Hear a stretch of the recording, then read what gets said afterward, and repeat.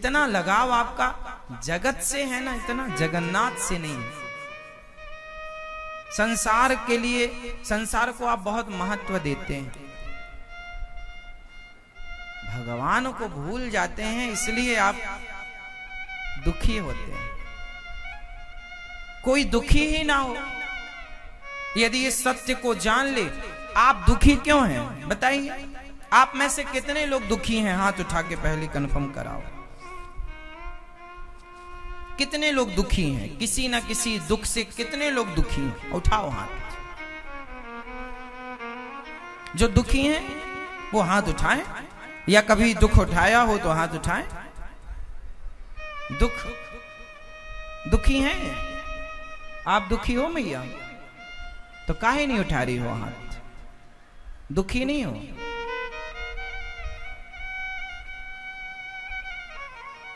कितने लोग दुखी हैं? अब बताओ कि आप दुखी क्यों हैं? क्यों दुखी हैं आप?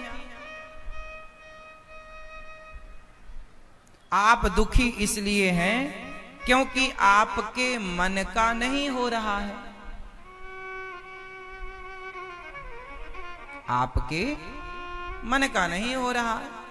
बेटा हमारी नहीं सुनता, पति हमारी नहीं सुनता, बहू हमारी नहीं सुनती, हमारे हिसाब से नहीं होता काम, दुखी हैं आप। शरीर हमारे हिसाब से नहीं रहता, कहीं दर्द कहीं यहां, पैसा हमारे हिसाब से नहीं आ रहा है, दुकान हमारे हिसाब से नहीं चल रही है, बिजनेस हमारे हिसाब से नहीं हो रहा। आपके हिसाब से कुछ ना हो तो आप दुखी होते हैं, और आपके हिसाब से सब हो तो आप सुखी होते हैं। अच्छा ये बताओ, ये संसार आपके हिसाब से चलता है या भगवान के हिसाब से? बोलो। आपके हिसाब से चलता है? अच्छा आपके बाप के हिसाब से चला तो दादा के हिसाब से चला होगा। जब तुम्हारे दादा और तुम्हारे बाप के हिसाब से नहीं चला ये संसार, तो तुम अपने हिसाब से क्यों चलाना चाहते हो? यही तो तुम्हारी मूर्खता है, यही अज्ञान के कारण तुम्हें दुख मिलता है। तुम अपने हिसाब से चाहते हो, नहीं, तुम्हारे हिसाब से ना होगा कुछ। हुई है सोई जो राम रचि राखा। तुम सोच सकते हो, तुम सोचने के लिए स्वतंत्र हो, तुम सपने देखने के लिए स्वतंत्र हो, तुम कर्म करने के लिए स्वतंत्र हो, लेकिन फल तुम्हारे हाथ में नहीं है। तुम फैक्ट्री लगा सकते हो, लाखों खर्च कर सकते हो, सक्सेस होगी या नहीं तुम्हारे हाथ में नहीं है।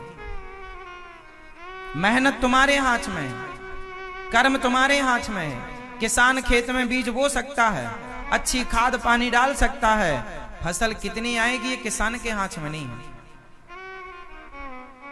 कर्म तुम्हारे हाथ में है, फल भगवान के हाथ में है।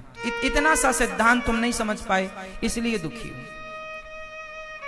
समझो, ये सदा के लिए याद कर लो। गीता का वचन है, कर्मण्येवाधिकारस्ते मा फलेषु कदाचन। गीता का वचन, सिद्धांत बोल रहा हूं मैं, इससे आगे कुछ नहीं है। फिर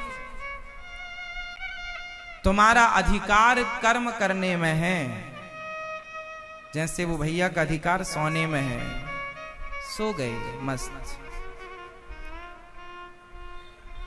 अपने अपने अधिकार की बातें है ना। तो आपका अधिकार किसमें है? कर्म करने में, फल में आपका अधिकार। और आप लोग क्या करते हैं? आप कर्म नहीं करते, फल पहले। कैसे होगा?